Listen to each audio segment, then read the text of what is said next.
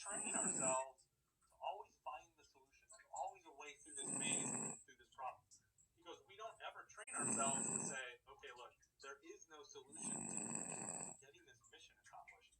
We need to save the crewmen. We need to bring them inside. So obviously they understand that that's going to be the case sometimes, but they don't practice it. They don't train it. It's not in their kind of muscle memory.